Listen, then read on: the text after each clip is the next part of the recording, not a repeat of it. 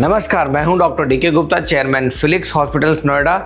आज हम बात करेंगे एक ऐसी बीमारी की जो धीरे धीरे आपके लिवर को नुकसान पहुंचाती है और अक्सर लोगों को तब पता चलता है जब बहुत हद तक नुकसान हो चुका होता है। अब एक एग्जांपल देता हूं आपको। मान लीजिए एक शहर है बड़ा, उसमें पानी साफ करने का एक बड़ा प्लांट लगा हुआ है जो लगातार 24 घंटे काम करता है, लेकिन उसमें धीरे धीरे कुछ गंदगी जमा होने लगती है। शुरुआत में तो प्लांट ठीक काम करता रहेगा, बिल्कुल सही रहेगा, लेकिन समय के साथ उसकी मशीनें खराब होने लगती हैं और आखिरकार वो ठीक से काम करना बंद कर देता है। अब इसे हम अपने शरीर से जोड़कर समझते हैं और लिवर से जोड़कर समझते हैं। हमारा लिवर भी एक बड़ा फिल्टर प्लांट की तरह काम करता है। ये शरीर से टॉक्सिन्स निकालता है और खाना पचाने में मदद करता है, एनर्जी स्टोर करता है और कई जरूरी प्रोटीन्स को भी बनाता है। लेकिन जब लंबे समय तक लिवर को नुकसान पहुंचता रहता है तो उसकी हेल्दी सेल्स की जगह स्कार सेल्स बनने लगते हैं, जिसको हम लिवर सिरोसिस भी बोलते हैं। तो लिवर में जो नॉर्मल सेल्स होती हैं वो हेपेटाइटिस में कन्वर्ट होती हैं, मतलब पहले हेपेटाइटिस होता है, फिर बाद में वो धीरे धीरे हेपेटाइटिस जो लिवर सिरोसिस में तब्दील हो जाता है। उससे पहले कई बार जो कंडीशंस होती हैं फैटी लिवर भी होता है।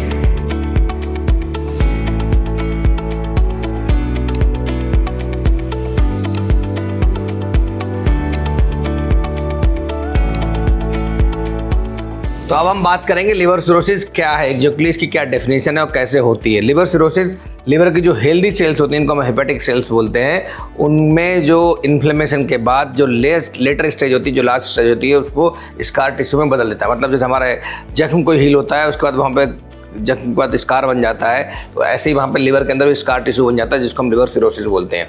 ये जो लिवर का जब फंक्शन है उसको प्रभावित करने लगता है, बिकॉज जब लिवर की जो नॉर्मल सेल्स हैं वो स्कार में कन्वर्ट हो जाएंगी तो जो उनकी नॉर्मल फंक्शनिंग है वो प्रभावित हो जाएगी, जिसकी वजह से वो नॉर्मल फंक्शन है जो टॉक्सिन्स रिमूव करना लिवर का मेन फंक्शन है, इसके अलावा और भी जो फंक्शन हैं वो कहीं ना कहीं प्रभावित हो जाएंगे। इसके अलावा और क्या है, ये बहुत इंपॉर्टेंट बात है, ये एक प्रोग्रेसिव डिजीज, मतलब ऐसा नहीं कि आज हुई और कल कन्वर्ट हो जाएगी लिवर सिरोसिस में। तो इसमें प्रिवेंशन का बहुत बड़ा रोल है, लाइफस्टाइल का बहुत बड़ा रोल है, अर्ली ट्रीटमेंट, अर्ली डायग्नोस्टिस का बहुत बड़ा रोल है, because this is a progressive disorder.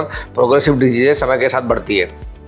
और क्या इंपॉर्टेंट बात है, जो बहुत इंपॉर्टेंट बात यह है कि इसके अर्ली सिम्टम जो होते हैं लिवर सिरोसिस के, मतलब हेपेटाइटिस के जो सिम्टम्स होते हैं वो हेपेटिक डिजीज के बहुत कम होते हैं। कभी कभी एसिम्प्टोमेटिक होता है, बहुत माइल्ड सिम्टम्स होते हैं जिसको हम नॉर्मली इग्नोर कर देते हैं। तो इसलिए एक कैच है, अर्ली डायग्नोसिस बहुत इंपॉर्टेंट है। अगर आपको हल्के फुल्के सिम्टम्स आते हैं तो हमें हेल्थ चेकअप रेगुलर कराते रहना चाहिए, जिससे हम इसको अर्ली पकड़ सकें, अर्ली डायग्नोस कर सकें, अर्ली ट्रीट कर सकें।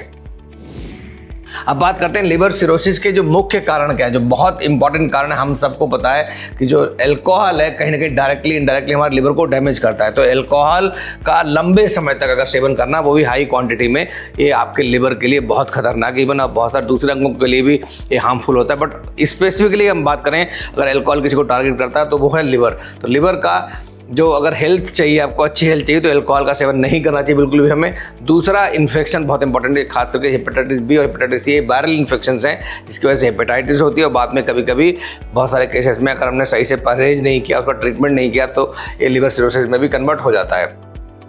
अर्ली लिवर डिजीज खास करके ओबेसिटी और डायबिटीज में, मतलब आपका जो बहुत कॉमन है आजकल फैटी लिवर होना, grade 1, grade 2, grade 3।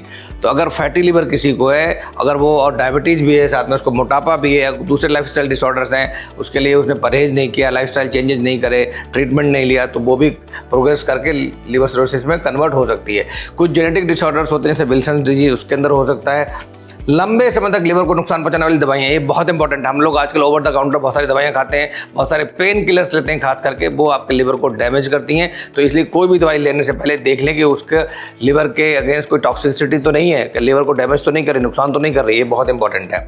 Autoimmune liver disease होती हैं, जो हमारी बहुत सारी ऑटोइम्यून डिजीज होती हैं जो दूसरे जॉइंट्स को भी या दूसरे अंगों को प्रभावित करती हैं, ऐसे लिवर को भी प्रभावित कर सकती हैं। अब बात करते हैं इसके शुरुआती लक्षण क्या है, बहुत इंपॉर्टेंट है। शुरुआती लक्षण मैंने बताया कि अर्ली स्टेज में तो एसिम्प्टोमेटिक होगी, कि बिल्कुल कोई सिम्टम ही नहीं आएंगे या सिम्टम बहुत हल्के आएंगे, जो नॉर्मली हम लोग इसको इग्नोर करते हैं। कैसे सिम्टम्स होंगे कि फटीग होना, मतलब हल्की सी थकावट फील होना, वीकनेस लगना, कमजोरी लगना, भूख कम लगना, थोड़ा बहुत वजन कम हो जाना, या पेट में हल्का भारीपन या दर्द, ये थोड़ा लेटर स्टेज में डेवलप होता है। बाद में ऐसा भारीपन या दर्द होना, शरीर में कमजोरी होना, पैरों में सूजन आ जाना, मतलब इडीमा जिसको बोलते हैं, स्वेलिंग बोलते हैं, वो होना बहुत लेटर स्टेज पे मतलब अगर ये तो अर्ली सिम्टम्स हुए, बट अगर उसके बाद क्या होता है, जैसे जैसे लिवर का फंक्शनिंग कम होती है, ख़राब होने लगती है, बहुत सारा इन्फ्लेमेशन की वजह से ब्लॉकेज शुरू हो जाता है लिवर की जो सेल्स हैं कोशिकाओं में, तो जॉन्डिस भी अपीयर होने लगती है। तो हम लोग नॉर्मली मानते हैं जब जॉन्डिस होता है तब लगता है कि आपको लिवर की डिजीज है, बट ये बहुत लेट स्टेज है। हमें कायदे में इसी स्टेज पे डायग्नोस कर लेना चाहिए। अर्ली डायग्नोसिस से अर्ली ट्रीटमेंट कर सकते हैं, लाइफस्टाइल चेंज कर सकते हैं और इस बीमारी से बच सकते हैं। तो पीलापन आना एक थोड़ा सीरियस कंसर्न है। अगर किसी की आंखों में पीलापन आ रहा है, त्वचा पीली हो रही है, यूरिन पास करते समय उसका पीलापन रंग लग रहा है, तो इसका मतलब ये बिल्कुल इमरजेंसी है। आपको तुरंत डॉक्टर को दिखाना है और डॉक्टर को दिखा के दवाइयाँ स्टार्ट करनी, इलाज स्टार्ट करना है। इसको रिवर्सिबल स्टेज में अभी भी, और आपका लिवर डैमेज होने से बच सकता है। इसके बाद जो कॉम्प्लिकेशंस होते हैं उसमें क्या होता है, कॉम्प्लिकेशन में ब्लीडिंग हो सकती है, साथ में पेट फूलना, मतलब पानी पेट में भर जाता है, जिसको हम एसाइटिस बोलते हैं। तो ये भी सिम्टम हो सकता है कि, लेकिन ये सब कॉम्प्लिकेशन है, लेटर स्टेज के लक्षण हैं। अब बात करते हैं सिरोसिस के क्या क्या कॉम्प्लिकेशंस हो सकते हैं लिवर सिरोसिस के।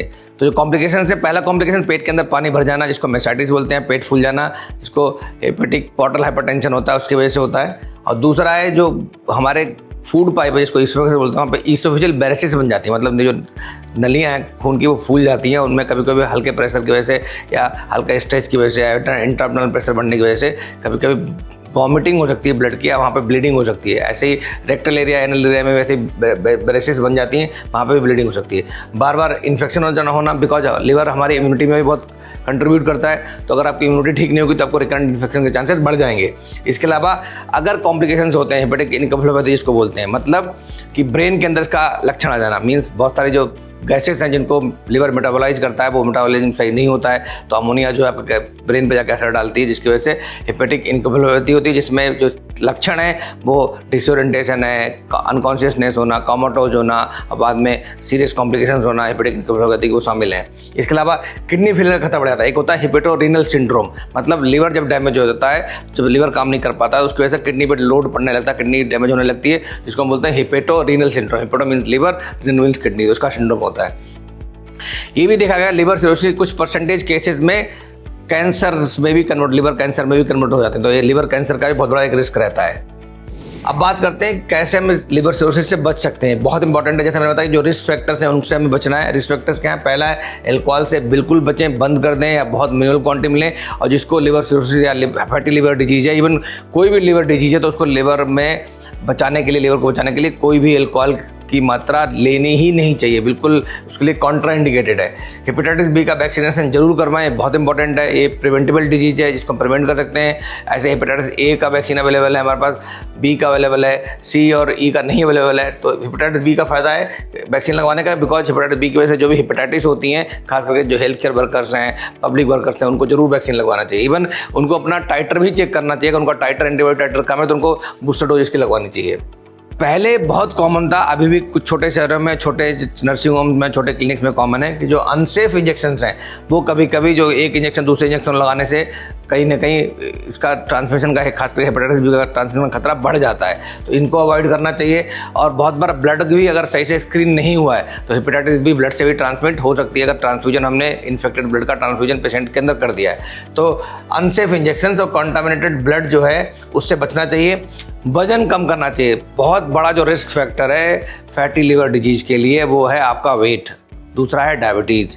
अगर आपने वजन कम कर लिया तो आपकी डायबिटीज़ भी कंट्रोल हो जाएगी, हाइपरटेंशन भी कंट्रोल में हो जाएगी और फैटी लिवर डिजीज भी रिवर्स हो जाएगी, मीन आपको लिवर सिरोसिस का खतरा खत्म हो जाएगा। इसके अलावा और क्या है, हेल्दी डाइट लें, बहुत इंपॉर्टेंट है, बिकॉज हमें अपना वजन कंट्रोल रखना है, लिवर में जो फैटी लिवर से बचना है, तो हेल्दी डाइट बहुत इंपॉर्टेंट है। रेगुलर एक्सरसाइज करें, बिना डॉक्टर की सलाह से कोई भी दवाई ना लें, ओवर द काउंटर मेडिसिन ना लें। हम सबको पता है बहुत सारी ऐसी दवाइयाँ जो हमारे लिवर और किडनी को डैमेज करती हैं, बट हम उसको पढ़ते नहीं हैं, दवाई खाते हैं। खासकर जो पेन किलर्स हैं वो ओवर द काउंटर बहुत सारी मिलती हैं, कुछ ऐसी एंटीबायोटिक्स होती हैं, जो और दवाइयाँ होती हैं। प्लीज़ कोई भी दवाई लेने से पहले डॉक्टर की सलाह लें। अदरवाइज नहीं भी सलाह ले पा रहे हैं, पॉसिबल नहीं है, तो प्लीज़ उसको ChatGPT पे, AI पे, गूगल पे देख लें, उसके साइड इफेक्ट्स क्या हैं, उसके कॉम्प्लिकेशंस क्या हैं। अगर उसका लिवर डिजीज के कोई लिवर के कॉम्प्लिकेशंस हैं तो उसको अवॉइड करें। इसके अलावा बहुत इंपॉर्टेंट है, बिकॉज जैसा मैंने बताया आपको कि जो लिवर डिजीज है उसके सिम्टम्स नॉर्मली बहुत कम होते हैं, बहुत हल्के होते हैं, इसलिए शुरुआती लक्षण कम होने की वजह से वो इग्नोर हो जाता है, उसको हमें पता नहीं लगता, हम उसको मिस कर जाते हैं। तो इसलिए हेल्थ चेकअप बहुत जरूरी है। तो एनुअल हेल्थ चेकअप जरूर कराएं, जिसमें हेपेटाइटिस बी, सी की स्क्रीनिंग कराएं, LFT में जो SGOT, SGPT की रेंज है वो चेक कर लें, ये बहुत इंपॉर्टेंट है। और खास करके ऐसे लोग जो इनके पास हाई रिस्क फैक्टर्स, जो अल्कोहलिक हैं, जिनको ओबेसिटी है, जिनको डायबिटीज़ है, जिनको हार्ट डिजीज है, उन लोगों के लिए हेल्थ चेकअप बहुत इंपॉर्टेंट है। इवन रेगुलर जो हेल्दी लोग हैं उनको भी अपना बेसलाइन टेस्ट करा के रखना चाहिए। बहुत बार पता ही नहीं होता, कोई जेनेटिक डिसऑर्डर है, कोई ऑटोइम्यून डिजीज है, वो भी इससे डायग्नोसिस हो सकती है। अब बताएं ऐसे कौन से अलार्मिंग या डेंजरस सिम्टम है जब आपको डॉक्टर के पास जाना है। जैसे मैंने बताया, साइलेंट सिम्टम्स बहुत अर्ली स्टेज पे हो जाते हैं, जिसमें फटीग है, वीकनेस है, कमजोरी है, भूख कम लगना, हल्का वजन कम होना। अगर ऐसे भी सिम्टम आ रहे हैं तो भी आपको डॉक्टर के पास जाना ही जाना है। बट डेंजरस सिम्टम्स क्या है कि अगर आपकी आंखें पीली होने लगे या यूरिन पीली होने लगे या त्वचा पीली होने लगे, तो इसका मतलब जॉन्डिस का लेवल बढ़ गया, लिवर की फंक्शनिंग काफ़ी हद तक खराब हो चुकी है। पेट अगर तेजी से फूल रहा है, it means complication already develop हो रहे हैं, मतलब एसाइटिस हो गया है। उल्टी में खून आया, मतलब फिर बता रहा हूँ, जैसे इसोफेजियल बेरिसिस बन गई है, मतलब खांसते खांसते वो रप्चर हो गई, उसकी वजह से ब्लड आ रहा है, तो ये भी एक कॉम्प्लिकेशन का सिम्टम है।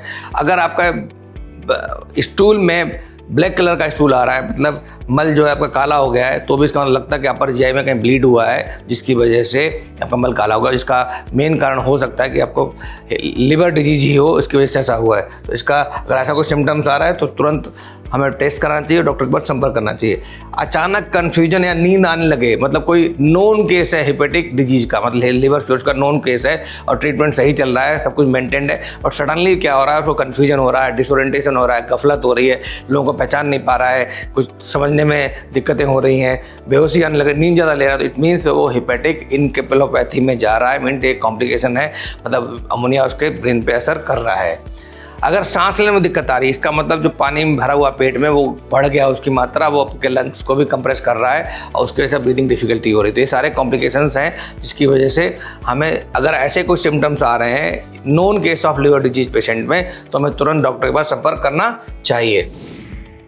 अब बात करते हैं लिवर सिरोसिस को क्यों समझना जरूरी है। बहुत इंपॉर्टेंट, लिवर हमारा बहुत बड़ा वाइटल ऑर्गन है, सबसे इंपॉर्टेंट वाइटल ऑर्गन है, बिकॉज इसकी वजह से बहुत सारे मेटाबॉलिक क्रियाएं हमारी बॉडी में नियंत्रित रहती हैं और अच्छे से हम टॉक्सिन्स को बाहर निकाल पाते हैं।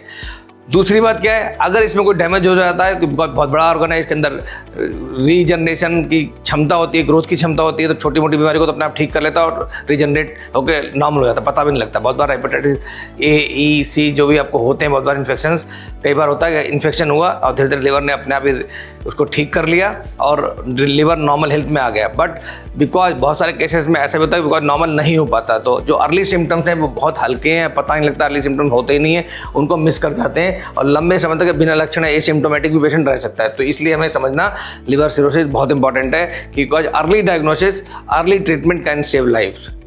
शुरुआती पहचान से इलाज बेहतर हो सकता है, ये बहुत इंपॉर्टेंट है। अगर शुरुआती इन्वेस्टिगेशन करके हमने डायग्नोसिस कंफर्म कर ली तो इलाज सबका मौजूद है, उसकी वजह से इलाज बेहतर हो सकता है और पेशेंट की लाइफ बहुत इंप्रूव हो सकती है। हम अपने लाइफ स्टाइल में बदलाव करके इस लिवर डिजीज को बचा सकते हैं। सिरोसिस तो इंडिया में 70-80% केसेस हैं जो बिकॉज ऑफ एल्कोहल की वजह से होते हैं, एल्कोहल लिवर डिजीज की वजह से होते हैं।